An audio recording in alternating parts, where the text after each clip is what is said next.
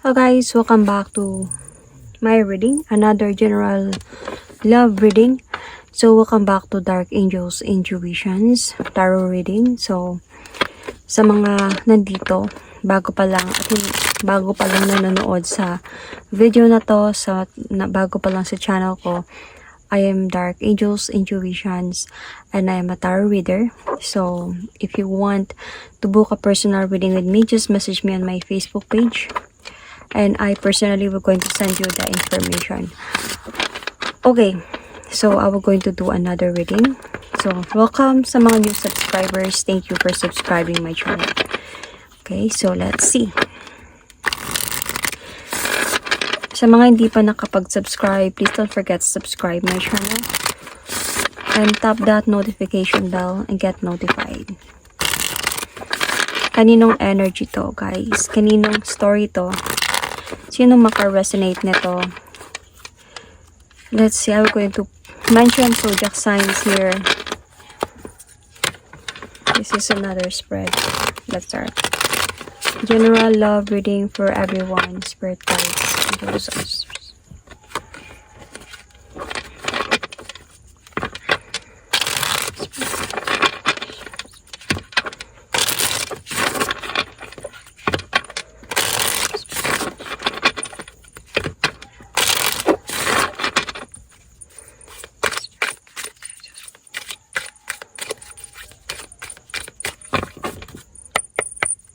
Okay.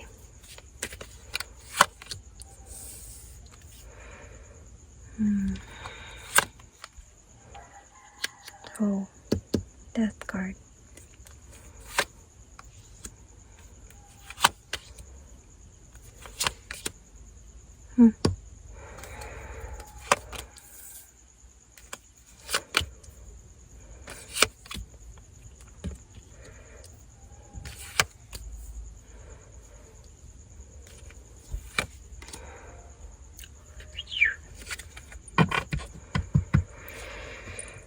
Okay.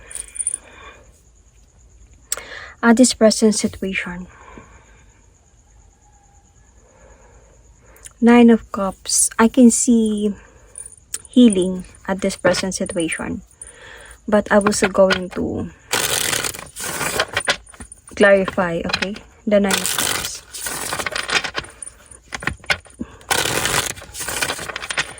Kasi nararamdaman ko dito healing. You are in a healing process right now.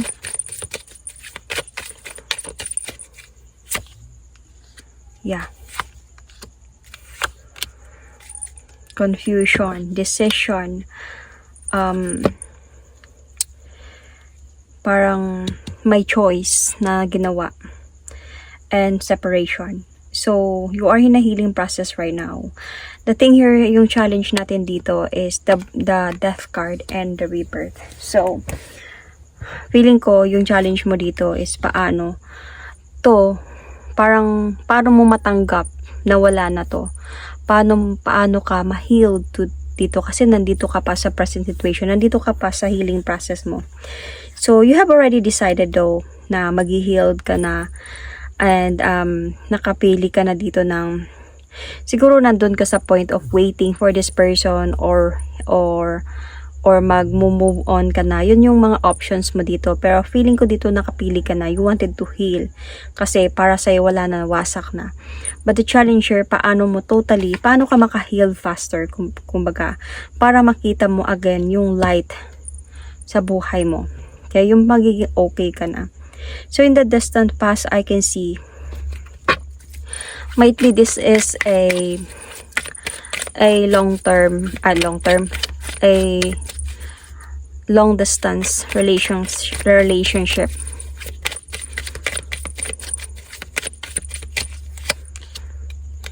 That somebody walk away, might be your person walk away, might be feeling ko nagkaroon ng imbalance connection sa inyo dito. In your LDR situation, may tinago. Parang tinago niya sa'yo yung katotohanan. Might be about, it's either, okay, a commitment, marriage, relationship. May tinago siya sa'yo. So, see, marriage card, might be a wife, might be engagement card, might be fiancé, kung saan kayo naka-resonate.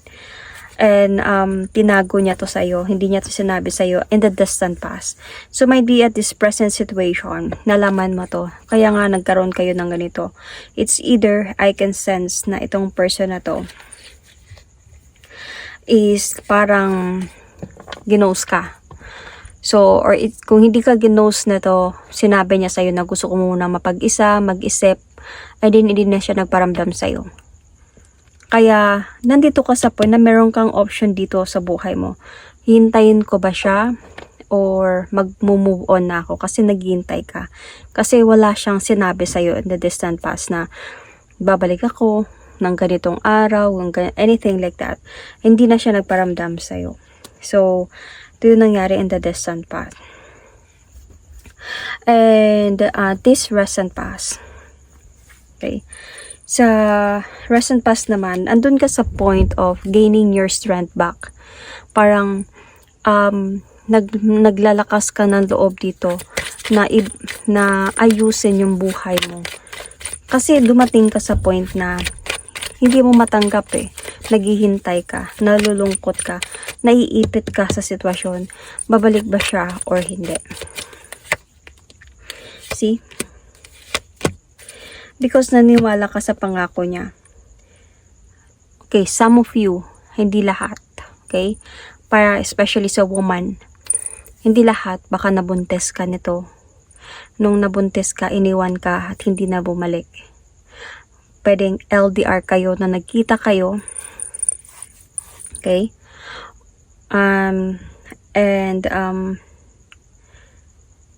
Nabuntis ka at hindi na siya bumalik nung umalis siya.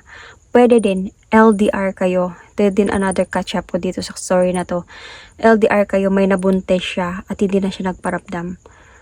Parang ganun. So, siguro it's either nagkaroon ng decision dito from that person na hindi na magparamdam. Siguro nalaman mo to. Nung nalaman mo to, nag-away kayo. Nagkaroon na kayo ng arguments. Then through that arguments, nasabi niya sa'yo na kailangan ko muna ng space. Gusto ko muna mapag-isa at mag-isip. And through that, hindi na siya nagparamdam sa'yo. So, naghintay ka na naghintay. And you are gaining your strength, your power, na okay pa, kaya pa to, paayusin pa namin to. So, kumbaga sa mga kaibigan nyo, wala ka bang sinasabi na break na kayo or anything? Kasi wala naman siyang sinabi din na break na kayo or hiwalay na kayo. Pero, nandun sa part na you are still manifesting this person to come back into your life. Kahit nandun ka na sa point of naiipit ka na sa sitwasyon, babalik pa siya or hindi? Paglapan niya pa ba ako o hindi? Parang ganun. So, kaya dito sa present situation na ka-realize ka, nag-decide ka na mag-heal from this. So, you wanted to heal this time through your options between healing or not. You choose healing kasi naramdaman mo na parang wala na to. So, yung challenge mo dito, paano to totally ma-end sa'yo etong pain na nararamdaman mo. Ito yung challenge mo dito.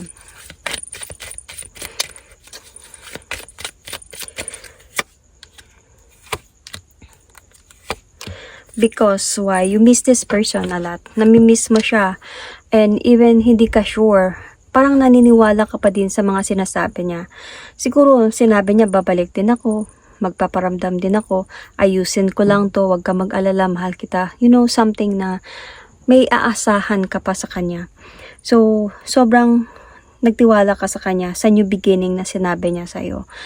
And sobrang namimiss mo siya kasi naniniwala ka na bibigyan ka niya ng future, commitment, love.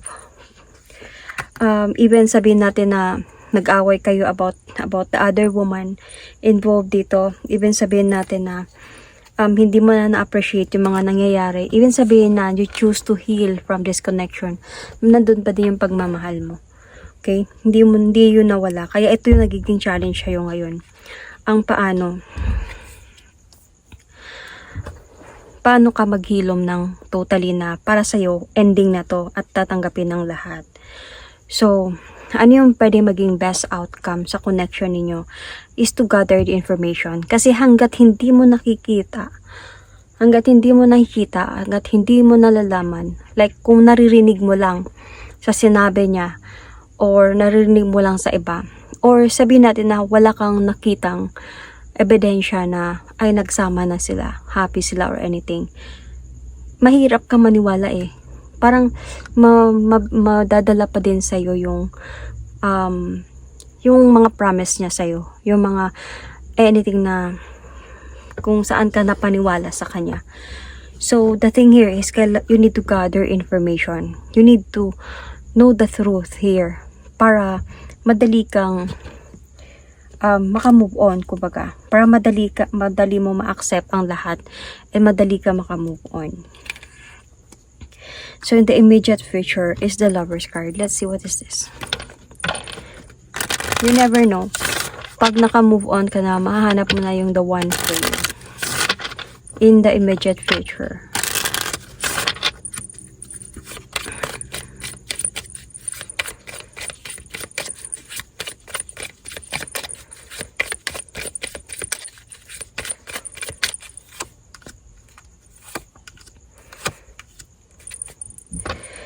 So, in the immediate future, I can see here na pag nasa healing process ka na, kailangan mo na mag-move forward. But the best outcome here, para madali itong mangyari sa'yo, is you need to gather information to see the truth mismo sa sarili mo, sa mga mata mo, na yun na talaga yun. It is really ending para mas madali kang mag-move forward dito. And have a soul searching. Have some space for yourself. And always believe, wag mong isarado yung puso mo, kumbaga, yung paniniwala mo sa pagmamahal. Always believe and trust yourself na isang araw mahahanap ko din yung tamang tao para sa akin. Wag mong i-confuse, wag kang ma-confuse sa mga nangyari sa'yo ngayong pain to your future relationship na baka mangyari yun sa'yo ulit. Always believe na there are difference, okay? Might be this is a lesson that you need to learn, and the next thing na darating sa'yo, pag na-learn mo na yung lessons from here, the next person na darating sa'yo is already the one for you. The Lover's card is here, a new beginning for you. So might be somebody who's going to offer you the new beginning if hindi ka matatakot, hindi ka ma-confuse about what is happening sa'yo ngayon and what will going to happen sa'yo in the future is not the same. Kasi may mga iba, may mga iba kasi na nasaktan sila ngayon, like nasaktan sila before or recently, tapos ngayon may dumadating sa kanila, wala na silang tiwala kasi sinasabi nila pare-pareho lang yung lahat ng lalaki, pare-pareho lang yung lahat ng babae, ganun din mangyayari sa akin. Ibig sabihin, wala kang tiwala sa sarili mo na their love stories are different. And if you keep on believing in that way, parang wala din mangyayari sa'yo. Masasaktan ka din, mako-confuse ka, mag-overthink ka, hindi ka magiging masaya. Imbes na, kaya kailangan mo muna talaga na totally maghilom dito. To accept the fact na this is done.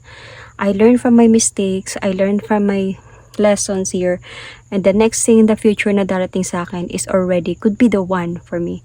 So get the lessons that you've learned from here and put in your future relationship and make it a great relationship in the future. So this is in the future para makuha mo yung happiness. Okay, so ano yung factors that affecting the situation? Might be children. So, might be, sabi ko nga, may nabuntis siya. So, doon siya nag-effort na gawin na nagpatuloy siya doon dahil sa, might be, bumubuo na siya ng family. Might be not just may nabuntis siya, or baka bumalik siya sa live-in niya, bumalik siya sa asawa niya. Might be, yung dahilan dito dahil sa mga bata, dahil kailangan buuin sila kasi dahil sa mga bata. So might be yun yung factors that affecting the situation. Okay, so some external influence dito din naman is yung sa relationship nyo, parang feeling ko sobrang blurred, dark, unsureness, unclear, kumbaga. Yung parang lumalakad ka sa daan na malabo, parang lumalakad ka sa daan na dark, walang light sa'yo, walang clarity, kumbaga, yung relasyon ninyo. So, what is your hopes and fear here? You are really hoping to talk to this person kasi nga, hindi na siya nagparamdam sa'yo eh. So, you are really hoping to talk to this person na makapag-usap man lang, i-clear sa'yo kung wala na ba talaga or kayo pa or anything else. You are really hoping na magkaroon kayo ng communication. At least man lang. But your fear also here is yung hindi na talaga siya magparamdam sa'yo. Kaya yung marinig mo na lang na masaya na siya sa iba. And para sa akin, of course para sa iyo, kung sino maka-resonate nito, masakit yun. Pero para sa akin, okay yun because this will going to give you the strength na mag-move forward right away. So, for the final outcome here is the Five of Pentacles. Let's see, what is this?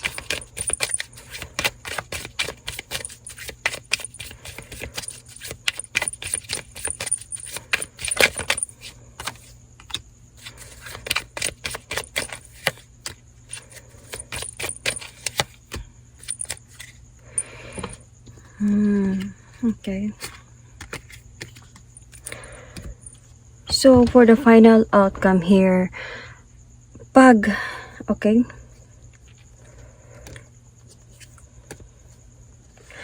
itong person na to, okay, pag hindi ka mag-move on, kung mahirapan ka mag-move on and hindi mo ibigay yung strength mo, yung lakas ng loob mo, gagawin mo yung lahat para makalimutan tong person. Hindi man sa makalimutan, pero at least,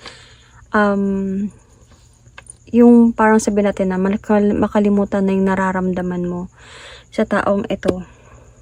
Pag hindi mo gagawin to, but you will always be weak, kumbaga, malulungkot. Parang feeling mo empty ka. Parang feeling mo cold yung buhay mo. Dahil sa, honestly, mahal mo talaga tong taong ito. Minahal mo siya, umasa ka sa kanya. Dami niyang pangako sa'yo. So, you really need to take the leap of faith towards a new beginning of your life. Ito yung kailangan mong gawin. Kailangan mo makita yung clarity, kumbaga, ng sitwasyon na mahirap na ibalik pa ang dati. Mahirap nang bumalik pa siya. Parang hindi na talaga sure yung relasyon ninyo and you really need to move on from this. You need to have some clarity. You need to be awakened. You need to be parang ma-realize mo ang lahat and that believe that someday somebody will come into your life na hindi ganito yung ititreat niya sa'yo. So, ito yung magiging final outcome sa buhay mo. Kung example, kung parang you will stay weak, kumbaga, kung hindi mo gagawin ang lahat para mag-move on, to gather the information, the truth, to do your best to move on, and you keep on missing this person, waiting for this person, crying, you know, even sabihin natin na nag-decide ka na mag-healed, hindi ganun kadali yun, mahirap yun. So, kailangan you need to do your best dito. And para magiging maganda yung outcome dito. Para magiging maganda yung outcome mo that in the near future, this could be na mahanap mo yung ano. Kasi feeling ko, yung pwedeng magiging outcome kasi dito, merong magmamahal sa'yo. Merong tao na darating sa buhay mo. And this person will going to take the leap of faith towards a new beginning with you to complete you once again. And kailangan mo muna talaga yung sinabi ko kanina na maghilom para matanggap mo to in the near future. Kasi if not, parang pag hindi ka makamove on, mahirap kang magpapasok ng bago sa buhay mo kung hindi ka pa nakamove on. Magdodoble-doble yung problema mo dito. So yun. First thing foremost, mag-focus ka muna sa sarili mo. Mag-focus ka muna sa healing, to love yourself back, to prioritize yourself, your family, your friends, your happiness, your freedom, your job, your work, your goals, your dreams in life, whatever you want to do. Prioritize that first and heal until such time na magugulat ka na lang na may darating na para sa'yo na binigay ng universe sa'yo that could be the right person. Until that time, you are already learned from what happened. Kaya mo na kasi may tiwala ka na sa sarili mo. Kasi pag may tiwala ka sa sarili mo, there's nothing possible para sa'yo eh. Hindi ka takot. Hindi ka takot na magmahal, hindi ka din takot na mabigo. Kasi may tiwala ka sa sarili mo. Kumbaga, example, may darating na lalaki or babae sa buhay mo. Then mamahalin mo, naging kayo. Okay? Pero alam mo na worth it ka. Alam mo na deserving ka. So, hindi ka maghabol, hindi ka mag-chase because you know you're worth it. Dapat sila yung maghabol sa akin, sila yung ano sa akin, parang kumbaga sila yung magpaparamdam sa akin ng pagmamahal. Ganun ka din naman, like sharing, you know, the relationship, ganun naman talaga. Pero hindi mo, kumbaga patas lang kayong dalawa. Hindi ka mag-over na pagmamahal sa tao kasi pag lalo mong mag-over ka sa pagmamahal ng taong ito, itong taong ito pwedeng mapakan ka kasi alam nila na sobrang mong mahal sila. So, kailangan patas lang. And then, example, naghiwalay kayo. So, if you know your worth dito, hindi ka natakot na mawala dahil alam mong may darating din sa'yo. Alam mong that person is not meant for me, could be. But alam ko may darating din para sa akin. So, ganun yung tao na positive thinkers and know their worth. They know that they are deserving. Sa kung may mawawala man, hindi sabi na ako siguro nagkamali, kasalanan ko siguro yun. Dahil hindi ako maganda, hindi ako sexy, ganyan. So, hindi mo kailangan gawin yun sa sarili mo. So, darating yung araw, magiging worth it ka na. And hindi ka na matatakot. And darating yung the one could be for you. So that is my reading for you guys. Thank you and God bless.